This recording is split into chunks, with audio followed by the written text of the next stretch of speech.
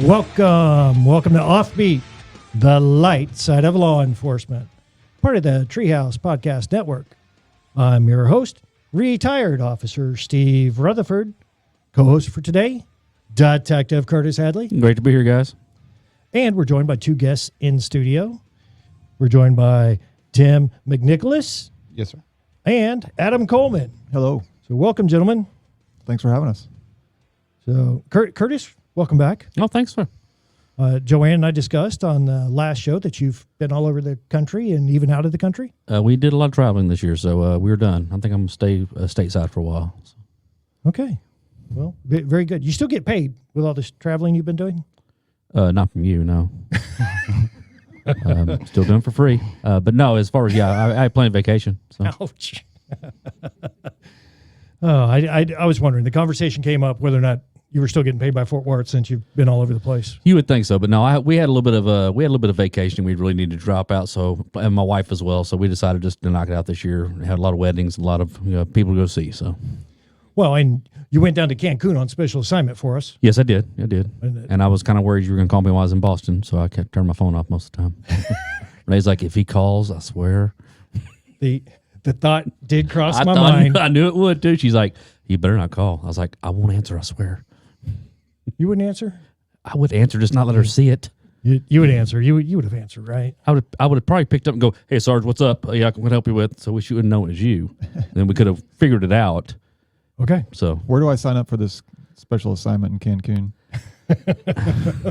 It was very last minute, but it all I'm worked fine out. with that. I'm fine with that. Yeah, last minute. Yeah, I can jump a plane at any point. Absolutely. Right. Okay, Tim, let's start with you. Okay. You are a former officer. You're no longer an officer. No, sir. I'm a former. So where all did you work? I started at the police academy 03. I went to UNT.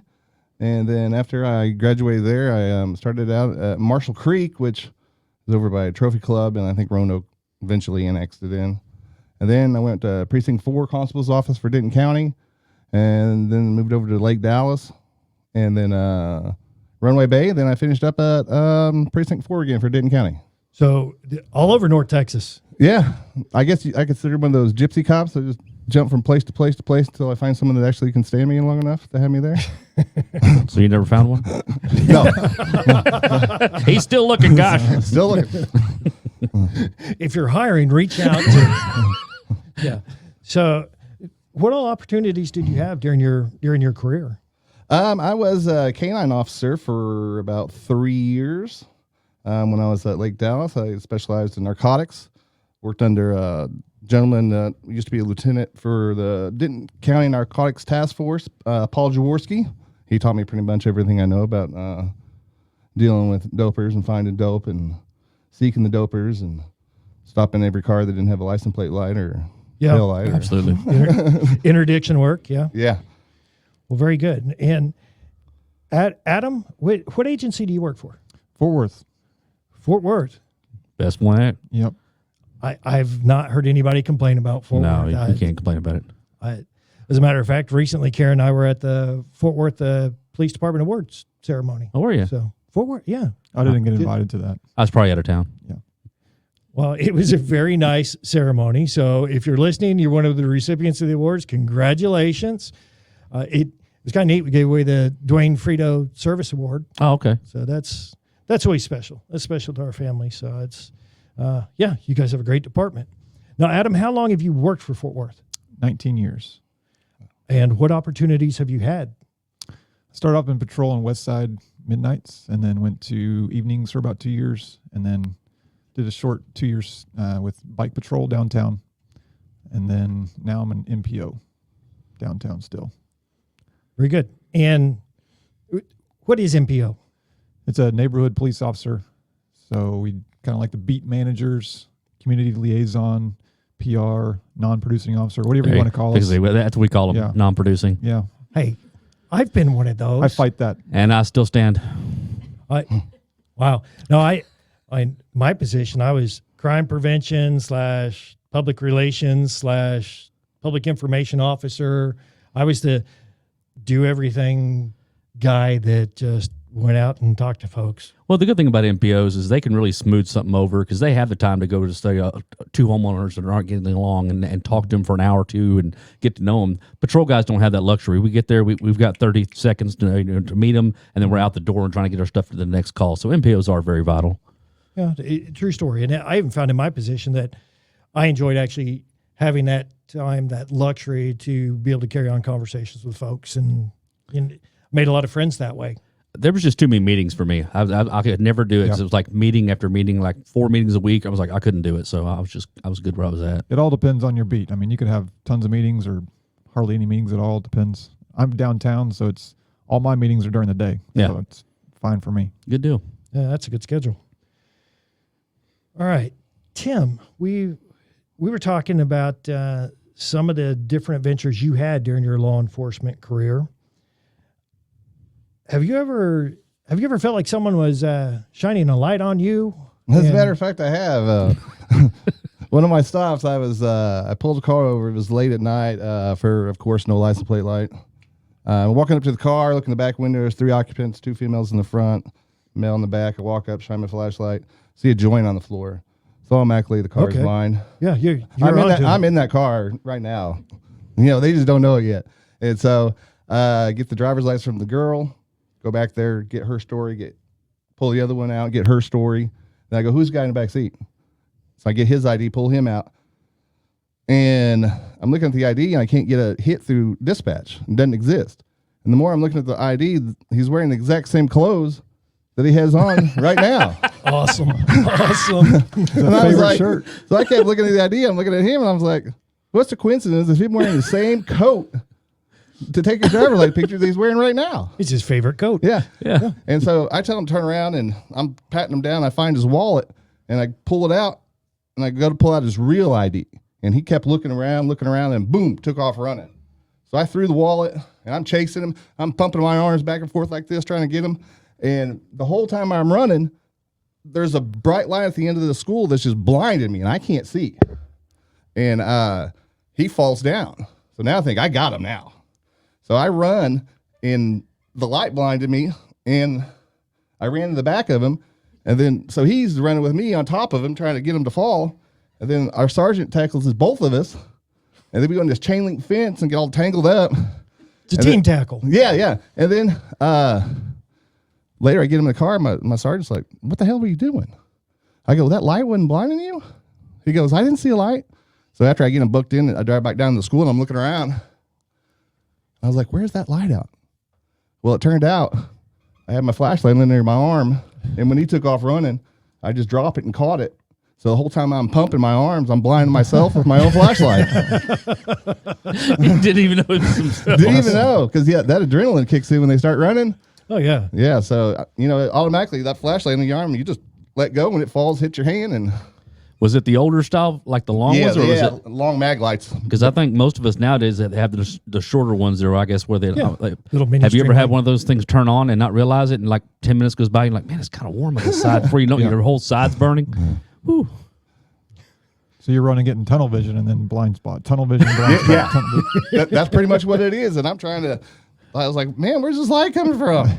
But ended up being a bad dude. He was wanted out of Illinois. He had a $1 million bond for cocaine trafficking. So turned out a pretty good bust. Yeah, that's a good pop. So was the ID just, he was just trying to fake, I mean, he was of age, I guess, and so that was just because he was trying to I think he state had who he was. It was just a fake ID. Huh. I guess Okay. I don't know where he had it, but it looked as real as I've ever seen. Okay. I was assuming for underage purposes, but I guess that makes sense now. Okay, and I laughed about the ID and the fact that he had he was wearing the same jacket. But here you go, true story. I was at an establishment in Addison. There's a couple of establishments there that serve alcohol, and I went to purchase a beverage, and I got carded. I offered my ID, and I was in fact wearing the same shirt as what was in my ID. I love that shirt. It's my favorite shirt. Man, you can't give up on a good garment. So. Until it got holes in it, then why not? Why not keep wearing it? Yeah. But yeah, so I can relate. The $1 million bond, I can't relate to that. But That's good to know. now, Adam, you've been an officer how long? 19 years. 19 years with Fort Worth. I know you've got some stories over that 19 years. And, when we talk about money, we just talk about this guy had $1 million bond. Have you ever been on a call that had something to do with a large sum of money? Yes, I have. Have you ever seen the movie Catch Me If You Can? Oh, yeah. Yeah. Guys forging checks all over the place. Well, I think the guy that I'm about to talk to you about was watching that movie when he thought this was an awesome idea. But he decided instead of, the movie, he does it over and over and over, for paychecks and everything else. But the guy in Fort Worth decided he just wanted to do it one time, and then he'll be done with it. Why risk it so many times? Yeah, less effort. You don't have to go to let's just do it once. Yeah, don't have to go to different financial institutions. Right. Don't have to print a bunch of different checks. Yeah, okay. So he stole a check from his baby's mama. That was his words, not mine. So you can't get offended by my language. It's a term. We don't worry about offending anyone on this show. Well, And so he takes it to the bank. He walks to the bank. That's a key part of this story. Strolls to the bank, thinking he's going to be the, struts maybe is a better word, because he's going to be the richest man in the world. And sounds like a good plan here. Yeah, it's a great plan. I'm taking notes. And so he gives a check to the teller, and the teller looks at it for 2 seconds. Trained eyes. So she calls that. She said, "I'll be right back, and I'm going to go get your money. I'll be right back." So around, she's got all these skills. She's playing with it. Yeah, she's trained. She's extending the. Yeah, she's trained to detect fraud. Yes. So for sure. So she goes to the back, immediately calls 911. My buddy and I are doing the cop mating position, 54ing or whatever you want to call it. And we see the call holding, and we're just like, my partner Jay Doshi, he's a Fort Worth officer still. He's like, I got to meet this guy. Like, this is comical, because we see the call details, right? And so we go over there, we get to the bank, and thinking he's going to be long gone by the time we get there, but nope, he's still waiting in the lobby for his money. So thankfully, she gives us the check, and we look at it for 1 second, because we're much more trained to look at fraud than she was. It only took us 1 second. It took her 2 seconds, but So we see the check. My buddy puts handcuffs on him, like, this is fraud. You're under arrest. Pulls a gun out of his right pocket. Wonderful. Pulls marijuana out of his left pocket, right? And we're like, you going? What are we doing here? Trifecta, that's it. Yes. What I was thinking was maybe he's got the weed, because he's going to celebrate afterwards that he just I'm the richest man in the world. I'm going to go smoke some and get high, and maybe the gun was just in case it went. She didn't give him the money, so he was going to go. He can celebrate. He's going to shoot in the air, bam, bam, bam, or that. But maybe he's going to turn into a robbery. I don't know. And so, but this guy, I don't think he planned out very well. I think he smoked some weed before his plan, because the amount of money he was asking for, he would have needed 18 semi trucks full of $100 bills. That's why I'm looking. So I was like, how much was this check? 18 semi trucks full of $100 bills, and he walked to the bank. He wrote a check for $360 billion. Well, go big or go home, right? Yeah, it's like $360 billion. You don't need to do that crime again. I mean, you're done if it goes well. Billions. Oh man, yeah, billions. They made fun of this guy on David Letterman. That's how crazy it was. And then there was some other like copycat criminals that one guy did $368 billion after him, I think in Florida or something. And it's just, oh my gosh, just crazy. I could only guess that it didn't work out for any of the copycats. I would probably say not either. Yeah, $360 billion. Yeah, that was going to be a good day. Maybe he was going to pay the deficit off or something. I don't know. Did he want cash, or did he just want a cashier's check? Can I get that in small bills, please? Yeah, small bills. 20 and 10. No die packs. Oh, good Lord.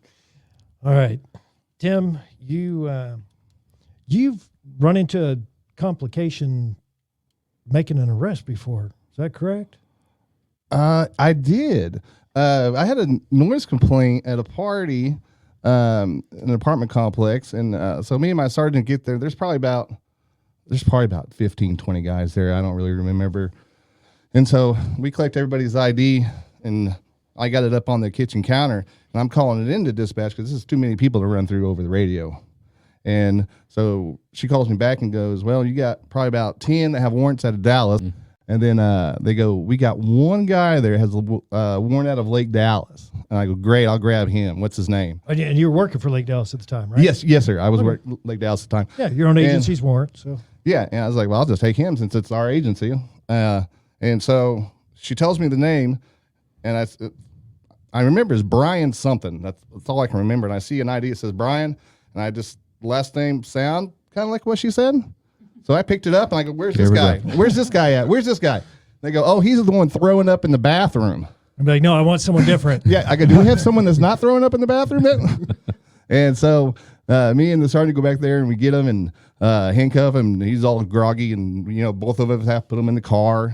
And Lake Dallas had their own booking at the time, so because we handled Class C's there in-house, anything above Class C, then we have to take up to county. Yeah. So I get my paperwork from dispatch, and I'm putting it in the computer and doing my thing, and I'm looking at the ID, I'm looking at the paperwork, and I got the wrong guy. Oh, the wrong Brian. Yeah, the wrong guy, arrested the wrong guy.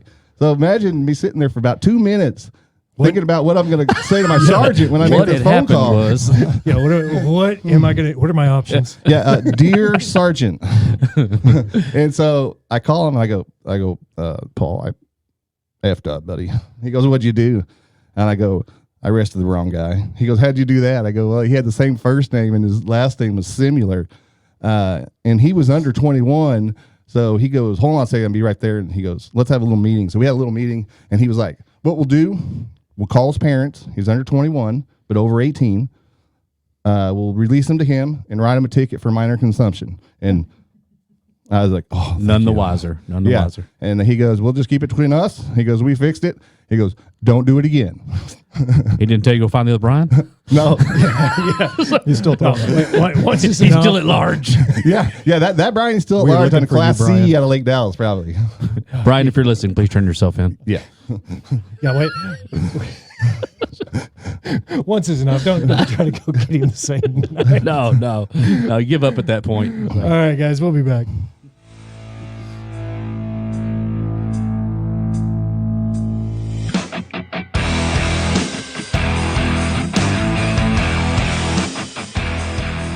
Planning for the future is challenging, and getting where you want to go in life requires strategies built around your unique financial needs. Alexander Financial Management is here to help you reach your goals. As fiduciaries, Alexander Financial Management will pursue the best solutions for you, no exception. While their decades of experience and service are available to everyone, Alexander Financial especially wants to help first responders and their families. The founder is a former police officer, and the executive team includes a retired fire captain and a retired police officer. Their extensive background in public service gives a deep understanding of the public retirement systems of Texas. So for retirement planning, investment strategies, life insurance, and estate planning, Alexander Financial Management has your back, so you can look forward. Get more info at alexfm.com. That's alexfm.com. Investment advisory services offered through Transcend LLC, a registered investment advisor. TE3 and Alexander Financial are not affiliated entities. Insurance products and services are not offered through TE3, but are offered and sold through individually licensed and appointed agents.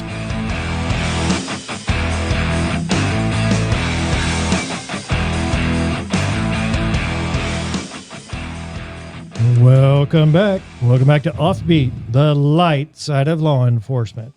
I'm your host, retired officer Steve Rutherford. Co-host for today's show, Detective Curtis Hadley. Thanks for having me, guys. And we're joined in studio by two guests. We've got Tim McNicholas. Thank you very much for having me. And Adam Coleman. Hello. Now, this segment, sponsored by our friends at Alexander Financial Management. If you have questions about retirement planning, investment strategies, life insurance, or estate planning, check out Alexander Financial Management at alexfm.com. Now, Adam, have you ever had to respond to a disturbance that was just kind of weird? Yeah, we had a pretty weird one. Been a couple of years ago. It was pouring down rain. I remember that day, and we got a disturbance at 7-Eleven, which we always get disturbances at because that's There's 7-Eleven. 7-Eleven, yeah. But this one was weird because guy had a knife, and they decided to lock him inside of 7-Eleven so he wouldn't steal anything.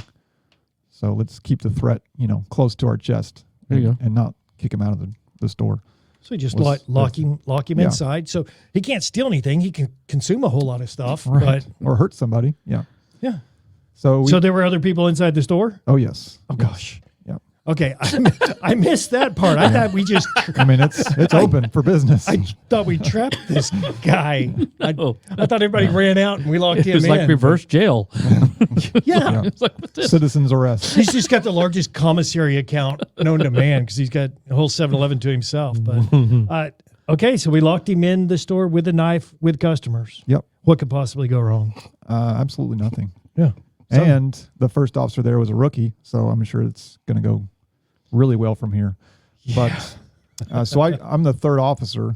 There was a training unit in front of me, and they got him when I get there, they got him guns drawn at the door, and the bad guy starts walking towards an officer at the front door, the rookie, and I thought it was amazing what he did. He just drop kicks him, just creates a distance and just kicks the guy right in the chest, pushing him farther back into the store. Yeah.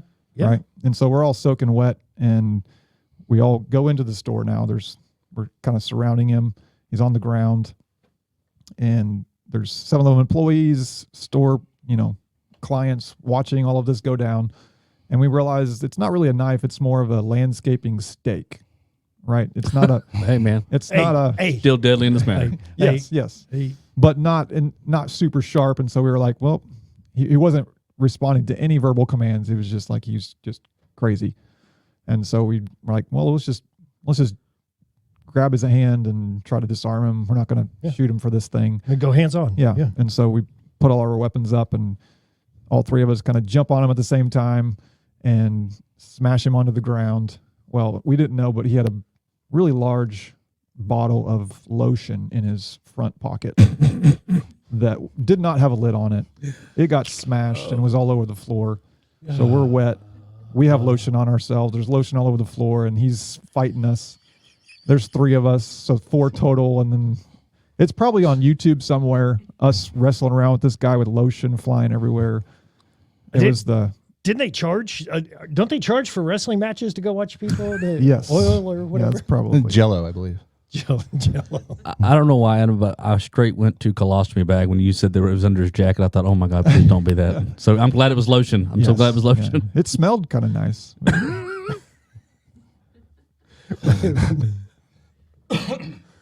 Oh, okay. Yeah. No, I don't even know where to go with there. Maybe like a soap on a PO. Yes, maybe. Wait, how did you get the colostomy bag on that? Because a lot of your homeless they'll conceal them, and you don't realize it till you maybe go hands on with them, and before you realize there's stuff oozing everywhere. It's happened. I've been on. I mean, because they usually conceal them pretty good, but you can't see them, so you normally know the people that have them. So you pass it out to your guys. Like, hey, so and so, we deal with this guy on a daily basis. He has a colostomy bag, but you'll always sometimes you get a rookie that doesn't know that, and they'll go hands on, jump it before you know it. It doesn't take long to realize the stench and all that. But no, that's why I went there. So they're in your experience, they're more of concealed carry, not open carry. yeah, they're always concealed. Open carry colostomy bag. It's a bag of worms you don't want to open. I promise. It doesn't smell like worms. Oh, it does not. Okay, yeah, I can honestly say I've never had to wrestle anybody with a colostomy bag before, and I'm not planning on that the rest of my life either. Oh, I hope you don't. Use lotion. Yeah, definitely lotion. Yeah. Go for the lotion wrestling instead. Now, Tim, you've told me in the past that you're kind of the prankster, the jokester at your department. So Yes. I can understand why you might be concerned if you were to ever get called into your chief's office. Yeah, I've been called in the chief's office many a times. Most of the time it wasn't good. But this time I was driving there thinking, I was like, okay, what's he know about that I think he might know about? Yeah, I mean, you're getting called in. Yeah, chief's you know, office. I'm going to do everything in my head. Do I come And- clean on this or just? Yeah, and so because normally, you know, he'd ask you the question because he already knew the answer. He's just going to see if you're going to lie to him. Yeah. Oh, yeah, absolutely. So I'm trying to think about okay, what do I tell him that I haven't lied about? Or I never lied. I never lied. We caught him right there. No, I never lied. Never lied. I take that back. I never lied to him. But, Oh, that's not getting that out. Is there an edit button on that thing? yeah, we'll have to edit that part out, I guess. We would like to welcome former Officer Tim McNicholas to the show today. Yeah, they dropped the charges. So. But, so I get in the office and lieutenant's sitting in there, both lieutenants, the chief, and I'm thinking, crap. And so he goes, and so I'm kind of like nervous, and he goes, don't worry, you're not in trouble. And I was like, oh, thank God. Can I go now? I was like, and they go, Tim, we have a situation going on. He goes, do you think you can proposition a hooker? I'm like, well, hell yeah, I can. On duty or off? I mean, how hard is that? Tim, do you have previous prior experience? With You're this? the first person they thought of. I'm going to plead the fifth on that. But no, I've never had any experience with that. That's my first time, so I was a little nervous about it. But I had this, and I asked my lieutenant. I go, okay, so what'd you say my name was? He goes, John. I go, really? John? Yeah, that's the most common. that's name. original. Well, you know, when Let's hookers, use Brian instead. you know, when the hooker, though, you're the John. Yeah, you're always a John. Yeah. So- Are there any Johns out here? and Got his hand up. So I had this little recorder in my pocket, and I was asking my lieutenant, I was like, she goes, well, in her ad says the money's going to be in an envelope. You lay it down on the table. You're never going to talk about it, and just do your thing. But you have to get her to talk about it is money for sexual encounters. Yeah, you got to be able to make that case. And Yeah. I mean, it sounds like she's wise to this. She's probably not her first rodeo, or especially with Not law her first enforcement. Yeah, and so Yeah. when I come in, she starts trying to grab a hold of me and put her hands down my pants, and I'm like, hey, what are you doing? I'm like, kind of nervous, and she goes, well, I didn't make sure you're not a cop. I go, I ain't no cop. I go, I'm an electrician, and she goes, you mind if I get more? Where did you come up with that? I just roll off the top of my head sometimes. I don't know. And she goes, do you mind if I get more comfortable? I'm like, by all means. And so she takes off her dress and has a pair of teaback pink panties on. That's it. So I'm thinking, okay, where do I go from here? And so she starts trying to touch me, and I'm like, hey, I'm a little nervous, and and I go, here's your envelope. And so we sat there for a second, and I was like, how do I get her to say, talk about the money with the sex part? Yeah, you got to be able to make the case. Yeah. So the first thing that came to my head is, I go, do you do? Oh God. It's a valid question. Yeah, it is valid. And she goes like, no, I don't do that. I go, okay, so just straight sex, and I go, what if I paid more? Would you do it or consider it? She's like, no, I just can't do that. Just whatever money, that I told you over the phone or whatever. She goes, that's what we'll just stick to that. And I go, okay. I go, well, let me run out in the car, because I was supposed to give a bus signal, make an excuse to go out to the car. Yeah.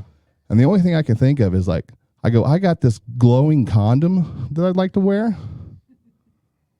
Who doesn't, really? Yeah, I mean, I was quiet there for a minute, but yeah. and so I went out on the I went out the front door. I go, I'll be right back. So I went out, and the chief and lieutenant parked over there. I walked out and went. And then they told me then they just told me to get my car and drove home. And then when I came on that shift, I had come on at 6. They made me transport her to the county jail for the solicitation charge, and she didn't even recognize me. Oh, wow. And so finally, I started talking to her. I was like, "Hey, I go, you're not pissed at me about earlier today, are you?" She goes, "That was you?" And I go, "Yeah." She goes, "Oh no, it's just part of the game. Sometimes you win, sometimes you lose." Wow. Yeah. But then I found she got a job at Whataburger, and she goes, "Look, I got a new job." And I go, "Oh, I'm out." Man, that sucks. That ruins Whataburger for you. Yeah, we used to put signs up in our department that don't eat here for a couple weeks. Oh yeah, we would send messages out like, don't go here. Yeah. Yeah, because you've always got that one officer that, you get the restaurant everybody likes, but then you got one officer that never eats there, and then he goes out and he busts somebody that works there and stuff. And you're like, thanks, man. You run where we go eat lunch at every day. Absolutely. Yeah, because I'm sure I've ate spit. I just don't want to know it for sure. Yeah. Yeah, we don't confirm it. Yeah, we don't need confirmation on that one. Yeah, I don't. Yeah. I mean, if you literally do not want to get a ticket, just drive around town in a Chick-fil-A shirt. We'll never give you a ticket, I promise. That's true. It's my pleasure. Yeah. Another tip for our listeners. Yeah. Yeah, and what was it, Josh? Last time Josh was on, we were talking motor officer stuff. His tip to the listeners was not to speed near shade trees in the summertime Yeah, absolutely. because there's motor officers hiding underneath each one of them. Shade trees are bottom of the hills. Bottom of the hill, yeah. Well, you got to let them pick up speed before they get to the bottom. So, yeah, ride your brakes down hills. Don't speed past trees. And what was yours? Wear a Chick-fil-A shirt or a Whataburger shirt. Like I said, if I pull up there and I pull you over and you've got a shirt we eat at, it's like, have a great day. You didn't murder anybody. You were just going 7 miles over the speed limit. We're good. Quick Trip shirt. Slow down and I'll take the number 5. And, Yeah. It's like, are you going to work? Because I can do the owner right now. And Adam, from what I understand, you're quite the officer when it comes to foot chases and being able to apprehend multiple suspects at the same time. And your record's 88 suspects that you arrested all at once? Yeah, that's a slight exaggeration. It started with 40, then every year it goes up a little bit more. Yeah, That's what it sounds like. Every time the story's told, it's more folks. Well, share that with us. Yeah, I love chasing. I don't love running. No, yeah. My 14-year-old son loves running. I don't know. That's a mental illness, in my opinion. Absolutely. Nobody's chasing him. He's just He just runs to run. That's just weird. wow. But I love chasing. That's one of the reasons I joined Fort Worth PD. I knew there'd be a lot of foot chases, so I'm pretty good at it. And I'll just like you love looking for dope. I love looking for the foot chase. Well, so if I think somebody's running, I'm headed over there real quick. And for our listeners who are not watching on YouTube, how tall are you? I am 6'4". All right, so you, you are naturally built to be able to catch people running. Yep. Yeah. Pretty much. I'm like 3 strides to his 1. So it's probably a pretty fair, unfair advantage, That's unfair. actually. Yeah, that's Yeah. unfair Well, advantage. most of the time we're giving them a head start of some sort. It's like, 3, 2, 1. And go. I did have one guy, side story here. Oh, yeah.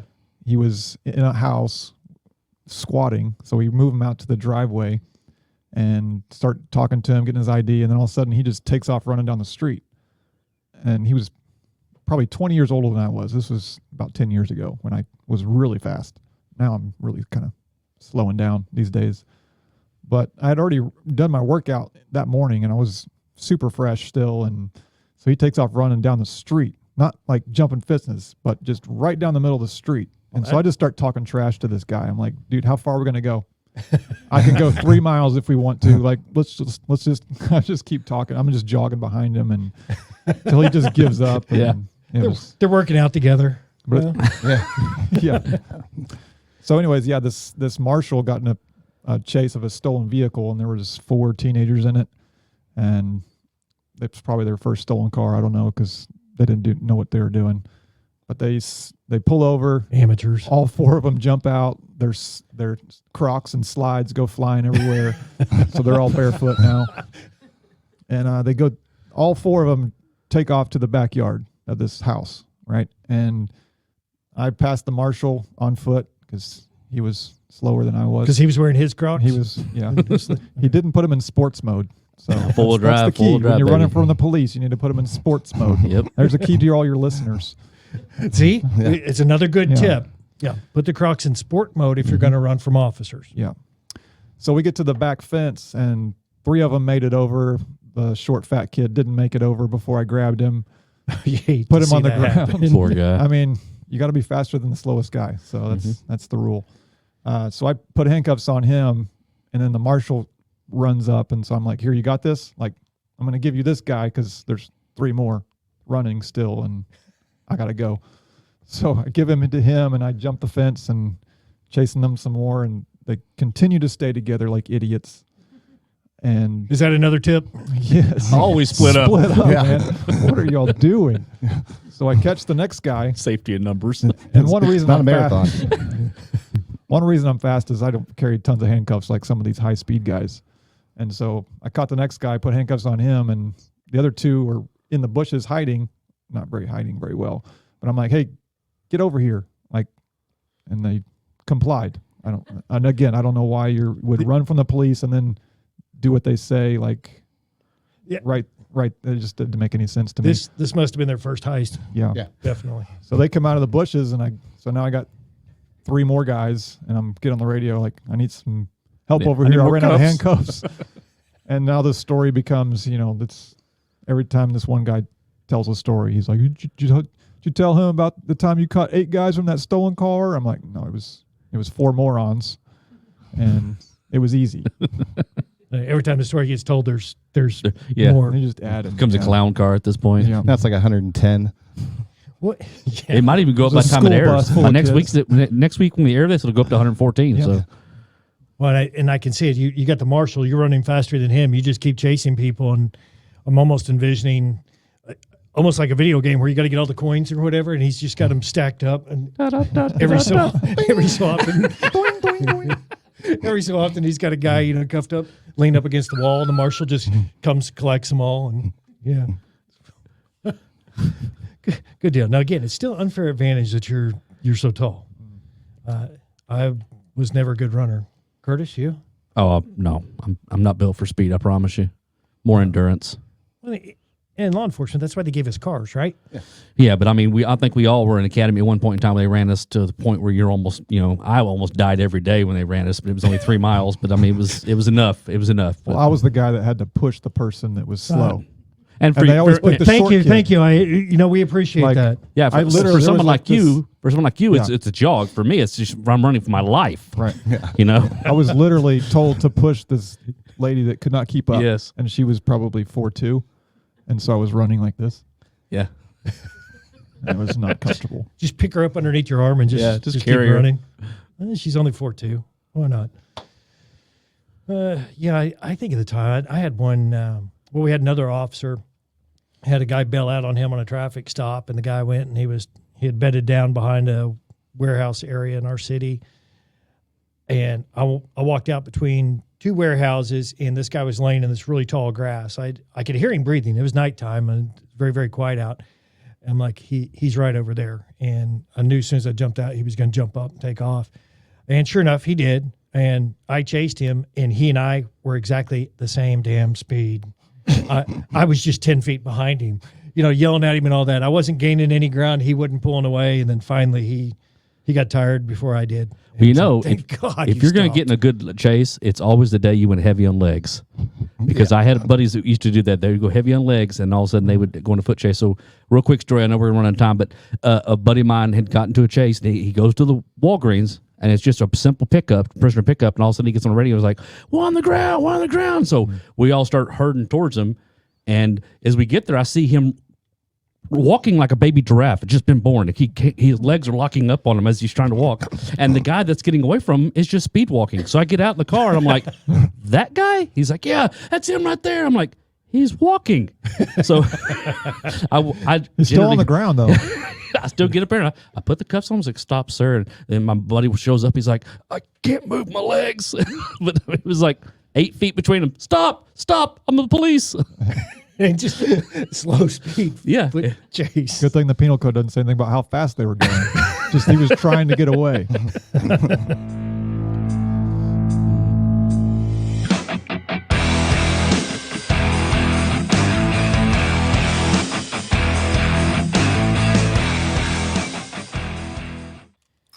Let's talk to Daniel Cook now from Cook DFW Roofing and Restoration.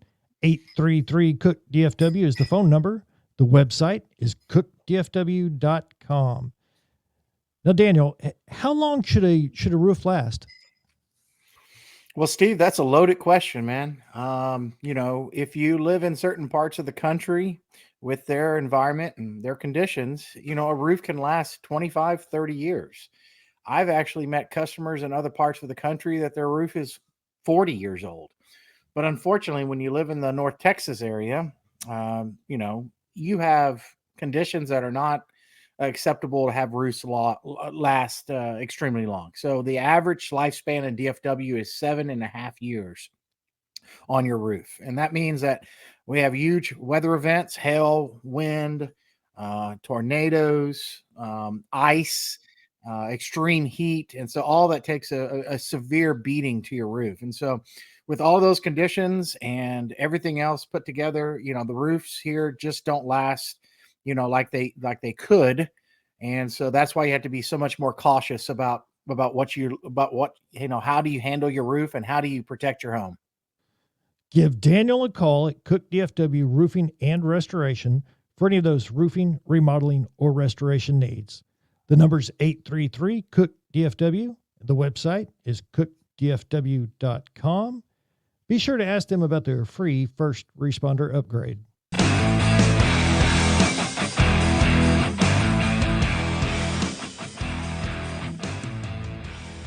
Welcome back to Offbeat, the light side of law enforcement. We've got two guests joining us today. We've got Tim McNicholas and Adam Coleman. Now, I do want to remind our listeners that, guys, if you've not been to the website, check it out, offbeatcopshow.com. Again, that's offbeatcopshow.com. You can listen to all previous episodes on there, as well as subscribe to the email list.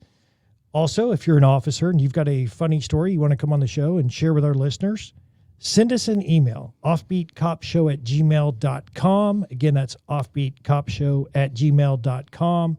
Check us out on Facebook and Instagram. Now, Adam and Tim, something that we've learned that we all have in common is we all kind of have rental properties, vacation rental properties. Yeah. And Show offs. Curtis, you need to pick yourself up a vacation rental property. I'm still paying for the first house. Got to work more part-times. No. I promoted. So Tim, you're no longer in law enforcement because you're running a ranch up in southeastern Oklahoma, right? Yes, sir. Me and my wife, we bought it. We've been there almost 6 years ago. We do cabin rental. We do guided horseback riding, and I got 12 RV sites. Very nice. So if you got an RV, you need to rent a cabin, and or you want to go ride a horse, then what is the name of your place? It's A to Z Guest Ranch. A to Z Guest Ranch. Now, Adam, you've also got a vacation rental place. Yes. Wait. Sounds much different than yours. Where, no horses? No horses. You got jet skis? There's jet skis to rent, but I do not own one. Yes. Where's your place at? It's on Lake Eufaula in Carlton Landing, Oklahoma. Okay, very good. You got a webpage or anything? I do. The Lodge on twinklelane.com. The There you go. Twinkling. Lodge on Twinkle Lane. Oh, You can. I definitely made up the name of that, obviously, because Down the road from the it Muffin sounds Man. so cool. well, and my wife Karen and I, we've got a place in Ho Chi Town in the Broken Bow area, and our cabin's called Piece of Paradise, and we're listed through Blue Beaver Cabins, so Blue Beaver Luxury Cabins. So check it out, Piece of Paradise. So if you need a place to get away, hey, come to one of these law enforcement owned places, and I think Karen owns it and she's let you put your name on it. kind of. You know the cool thing though, our address up there for our cabin is Wild Turkey Lane. Oh, really? Yeah, we're on Wild Turkey. I want to get a big statue out front to put it at the cabin. It's just like some crazy ass turkey. Looks like he's drunk. You need a wood carving. That'd be badass. Curtis, do you do wood carvings? No, but I know a guy. Okay, yeah. Hook me up with a intoxicated wild turkey wood carving thing. All right. Now we also got to talking. We were talking about different calls involving cars, and Tim, I understand that you had one involving a vehicle that lost its license plate. Yeah, it's just a little quick story. I came on in the morning and got a call that someone hit a parked car in the middle of the night. So went over there talking to the guy, and I'm looking around, and yeah, his car's halfway up in his yard. And I find the license plate, and it doesn't go to the car that was hit. So I have dispatch around it. It's like literally right around the corner. And I've known the guy before because I've arrested him about 3 times before that. This making it a really tough investigation, huh? Oh, yeah. And so I walk up to the door. I look at this truck, and you could tell, yeah, he hit something. So I had the license plate behind my back, and I'm not going to mention his name, but he goes, hey, Officer McNicholas. He goes, what can I do for you? I go, you may have hit a parked car last night? He goes, no. I go, well, you got some damage in front of your truck. He goes, oh, that's from a while back. And so I just slowly pulled the license plate out from behind my back and held it up and smiled at him. And his head just dropped. He knew I had him. And I go, you're probably going to get a call from a detective. I'm going to write this up. I go, if I was you, I'd go over to that guy's house and give him your insurance so he doesn't press charges. Yeah, just take care of it. Which is that's another key for listeners. If you're involved in an accident, don't leave your license plate behind if you think you're going to flee from that scene. Yeah, make sure it's there or do a quick sweep of the area at least. Yeah. Absolutely. Don't leave evidence, for God's sake. Or you can make it easy on us, though. Yeah. Like, hey, don't throw that bag out the window. It's got my name on it. Yeah, or better yet, next time leave your license plate, and if you don't mind, just leaving your wallet with your driver's license Yeah. next to it. Just so That's what Brian did.